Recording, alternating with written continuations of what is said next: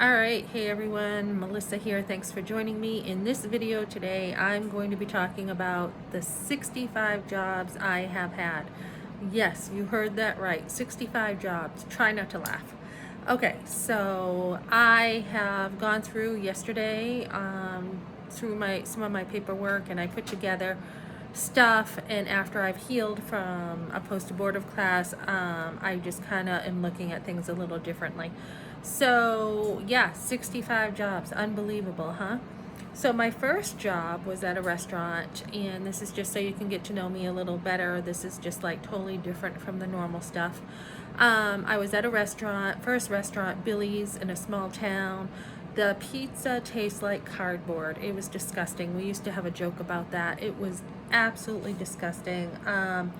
That is where I picked up my soda habit. I was not allowed to really have soda growing up unless we went to like a bow and arrow shoot, which we did on the weekends. And that was the day that we packed like a few sodas, like Market Basket brand. It wasn't like Pepsi. And then once I started working, because we were working and it was hot and we were in the kitchen, I started as a toast girl, bus girl, and then a waitress. Within a year, I worked up. It was really hot, and all we had, well, I think the water was disgusting, yeah, from the sink. So we just had soda to drink. So that's kind of where I started my habit of that. And then I met my first boyfriend there. So this is like the first jobs I had were like while I was still in school jobs. I think I started at 14, and then I was going into high school and turned 15. So it was the summer of 86 to 87, my first job. Boy, I was naive and I learned a lot. And I had the owner's son hitting on me. I had a lot of the guys in the kitchen making fun of me. I used to wear like these half pants to work, and they would go in the kitchen, lift up their pant legs, about 3 of them at once, and sing that song, "We wear short shorts." And they used to laugh at me all the time and make fun of me whenever I walked by, and I used to get really nervous with them. But they liked me, so they picked on me. And then, let's see, just, it was crazy. I mean, I saw some of the kids I went to school with doing drugs there. It was not the best place to work, but it was the only place in town, like the only restaurant at the time. And, I would see the owner come in and he asked me to give him a beer, obviously serving underage. And back then laws were very different, but it was really a scummy place to work. So that was my first job, and there were other things that happened, but I won't talk about that. And then because I had met my first boyfriend there, we were going like to basketball games, and I had already done cheerleading, so I was already doing that kind of stuff. And then after that, after like a forced abortion, everything kind of fell apart. And then I was dating another guy who liked me from the restaurant, and he was a bad boy. And, he broke into my best friend's home. Her father's radar detector was stolen. And once that happened, I was done with him. There was some loyalty for me with my friend. And then I worked like at a bank. I worked at an insurance agency. And one day we were hitchhiking. I was skipping school and we were hitchhiking, and luckily I knew this guy. This was like God. I knew this guy, the owner of the insurance company. So he picked us up, and I got really lucky there. And he kind of scolded me for hitchhiking. And it was like the only time I really hitchhiked, but I continued skipping school and graduated early. With all that trauma and all that mess. And then, let me see, yeah, we were going to like mud shows together in the fall. I was at a video arcade. My mother was like dragging me out of there because they didn't want me dating him. And she also then would tell me, yeah, it would be okay to marry him. So there was kind of a mixed thoughts there. And then I was starting to have some eating disorders after the abortion. And, I was working at an ice cream shop, and I was eating like all the hot fudge. So I gained a lot of weight, like hot fudge and nuts. And then they closed down. And then I was like at the Circle Market, just like small town jobs. I was totally lost, didn't know what to do. with my life. So Circle Market, I was at the gas station market. I went in and out of Burger King. No way, I wasn't working there. I thought I was at Weeks Restaurant, The Blazer, Friendly's, and Pizza Hut. And then I did all that, and then I graduated early while doing my school, which I think back, like, how in the world did you do all that? So then after high school, I had after high school jobs. Once I graduated early, I went right to college. I didn't know what to do, and they were like, you know, you should think about what you want to do as soon as you get out of high school. So I went to the guidance counselor as I graduated early for that, just like one time. And then I went to the admissions office in college all by myself and signed up for court reporting. And then I had a little bit of a hearing loss when I was younger, and I had a teacher. I mean, I didn't really have support, and I told him I don't know if I could do it. I didn't really have any encouragement, and so between that and working at a court reporting firm, and seeing like the lawyers were really snobby, and I'm just like, you know what, this doesn't line up with who I am. I am very down to earth, and now, yeah, I would be fine doing that, but then I was not mature enough. I had dyed my hair blonde. I didn't know what I wanted to do with my life. And so, plus, at this time, I was dating that breakup with that bad boy, and then I was dating again, and we were dating for a couple years, so there was stability there, and then he wanted his freedom. So by then I did not care anymore about myself, between the abortion and the broken relationships, and I just did not give a hoot anymore. So I kind of went like on the wrong side of stuff. I dated this other guy at the pizza place, and he was not a good influence at all. I could tell stories about that one, but I won't.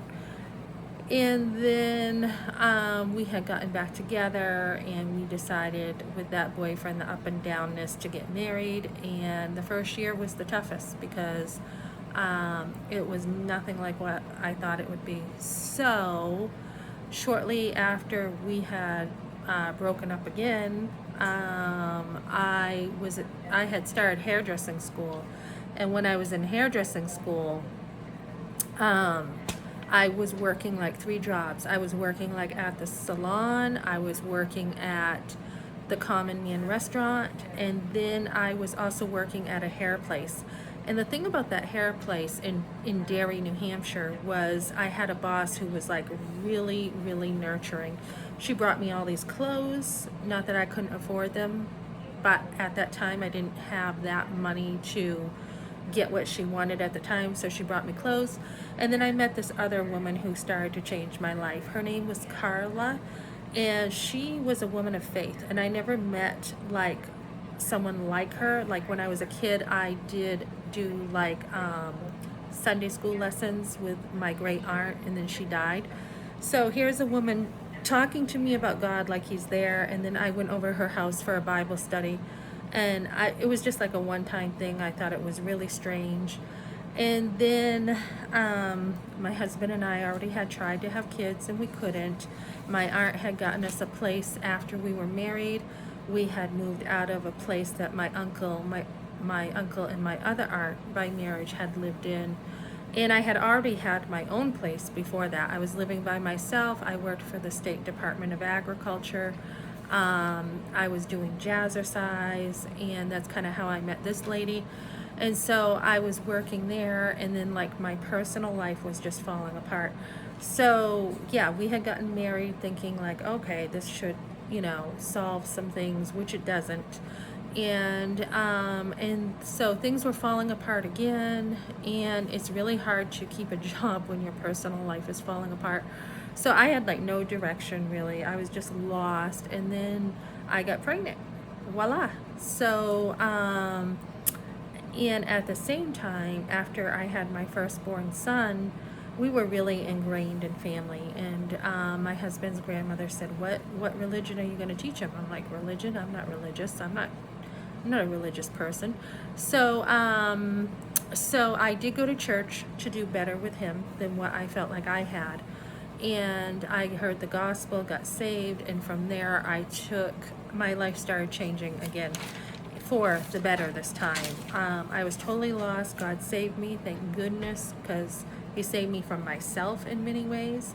I had already worked like at the Cat and Fiddle when my husband and I lived together. And so then when he wanted his freedom, like I said, I didn't care anymore. And then, you know, I was just working at a few restaurants. And when we got married, I had to ask for the weekend off for a honeymoon. That's all we had was a weekend. And we had to get back. And we had a very small wedding at his parents' house. And then we went out for dinner with his grandparents. That's about it. So then, and I didn't even know if the justice of the peace was really valid later because she didn't have her license renewed. So then, you know, and I also worked like at Dunkin' Donuts. I was walking there, and so anyways, I was just kind of like no direction at all. And then I finished hairdressing school. I graduated while I was pregnant with my firstborn son.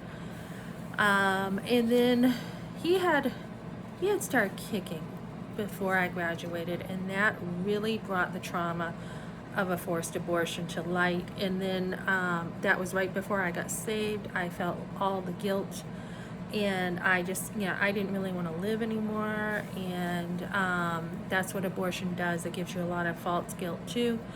And then I just was like, geez, I can't kill myself. I'm pregnant. I have to think of my son. It was really like an awful time.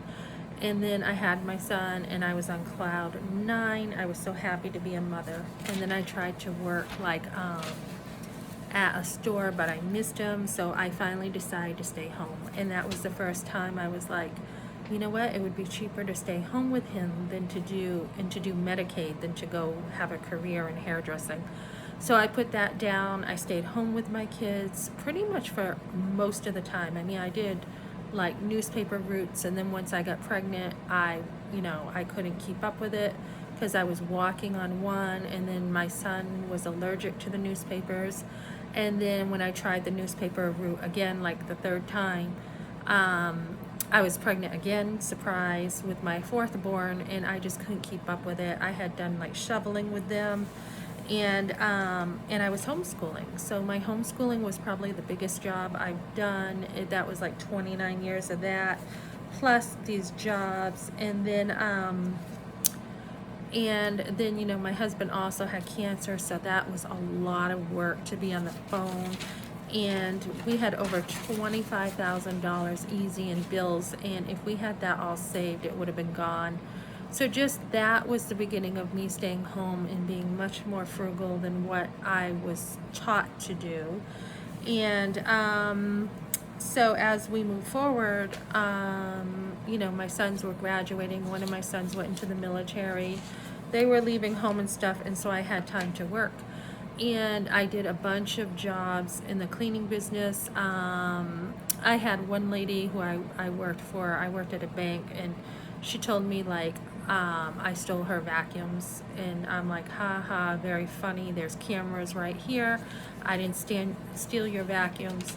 And so just different stuff that happened in the cleaning business that I kind of went right through those jobs because one of them I got laid off, another one I got laid off, and then as we had moved into a 3-bedroom home because we had more money then, and we did need to upgrade because the trailer was falling apart.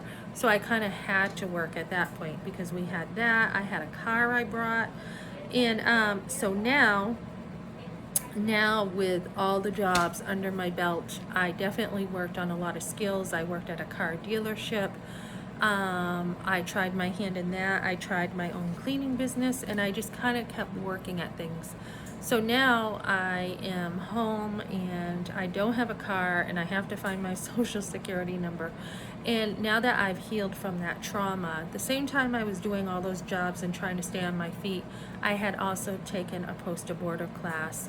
And I didn't finish it just because of the way the curriculum was. So now that I'm finished, this is our last class tonight, and there's been acceptance and healing, and I'm all good. So it's been a really kind of weird but good feeling to heal from trauma.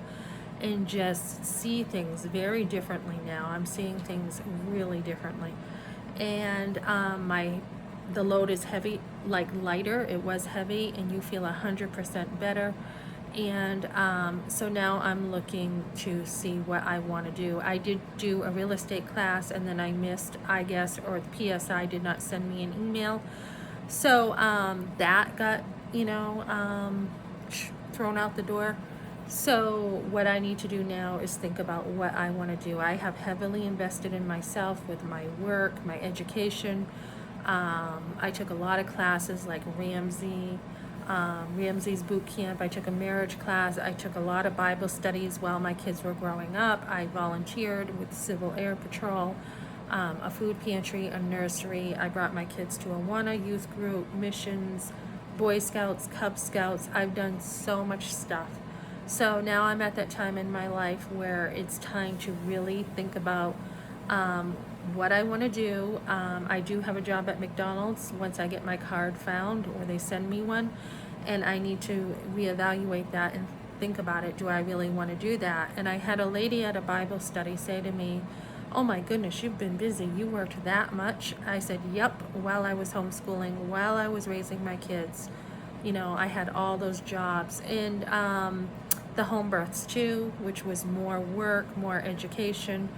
And she's like, "Wow, you have been busy." And she goes, "You know what? You are this type of person, I can tell." And I'm like, I can't remember what she said, but she pinned me down. She's like, "You tend to be somebody who has to have things, your convictions are very important to you, and you have to have things function a certain way." And I'm like, you know what, I'm going to think about that. And I chewed on it, and then I looked at my jobs, and I'm like, yeah, definitely, she's got me down. She definitely has me down right, pegged. And I'm looking at the homeschooling, and the reason why the homeschooling I think worked for me is because I had the freedom and the flexibility to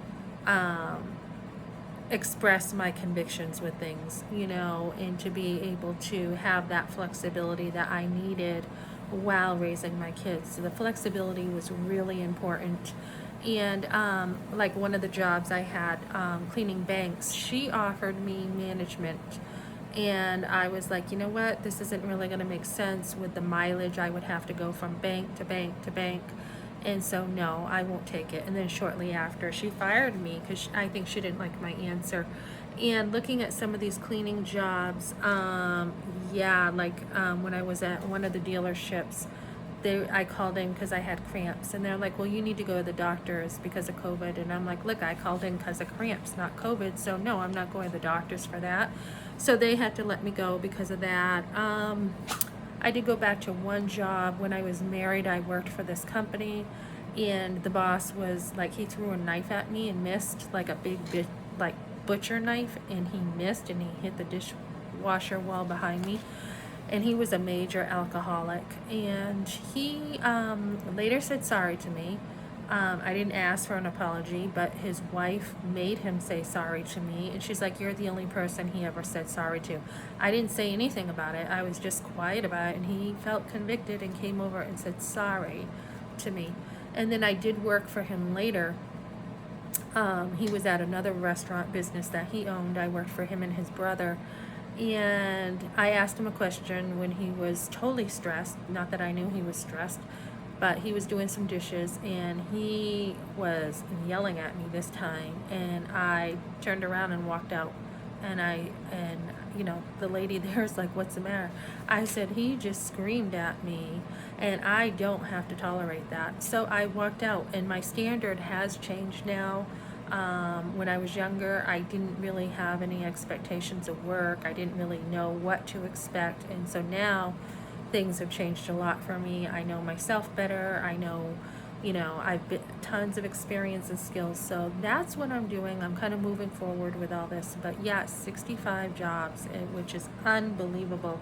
And I know I did try my hand at like working at a nursing home too, and I didn't want to deal with the older people. It was too sad for me. There was a woman crying when I gave her her food, and I just couldn't deal with that. And you know, some of the companies, like, they won't give you a lunch. Some of them are, like one restaurant I worked at, I aced like the tests that were needed to work there, but their mannerism in the restaurant I didn't like.